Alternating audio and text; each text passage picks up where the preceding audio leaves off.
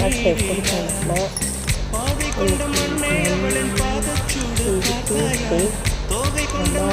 அதனால் பாப்பாவுக்கு மட்டும் லஞ்ச் செஞ்சு உச்சந்தலையை பார்த்தாயா ஓடுகின்ற நதியை அவளின் உள்ளங்காலை பார்த்தாயா கண்ணால் கண்டால் நீ சொல்லு உன் காலில் விழுவேன் நீ சொல்லு சின்ன சின்ன கிளியே